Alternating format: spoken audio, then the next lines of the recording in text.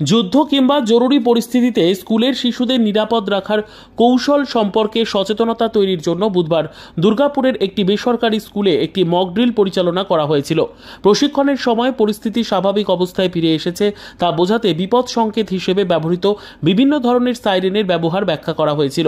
Siren শোনার সাথে সাথে তাৎক্ষণিকভাবে কি করতে হবে তা দেখিয়ে দেন মহড়ায় অংশগ্রহণকারীদের। বিমান হামলা বা অন্যান্য আক্রমণের সময় কিভাবে নিজেদের রক্ষা করতে হবে সে সম্পর্কে তথ্য দেওয়া হয়েছিল। এমন পরিস্থিতিতে উঁচু ভবনের নিচতলায় আশ্রয় নেন।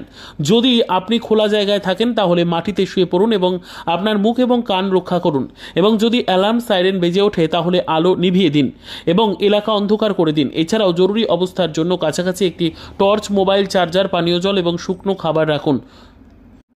সবচেয়ে গুরুত্বপূর্ণ বিষয় হলো যে কোনো পরিস্থিতিতে আতঙ্কিত না হওয়া এবং গুজব ছড়ানো উচিত নয়। শিক্ষার্থীরা উৎসাহের সাথে মক ড্রিলে অংশগ্রহণ করে।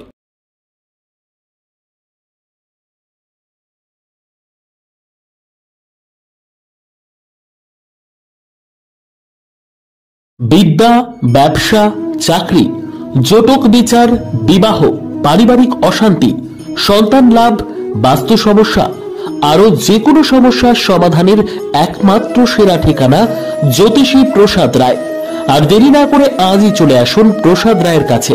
আমাদের ঠিকানা 5A/23 Sepco township, B zone, Durgapur, 713205। Phone number 7407250555, 9064620441, 8967696309।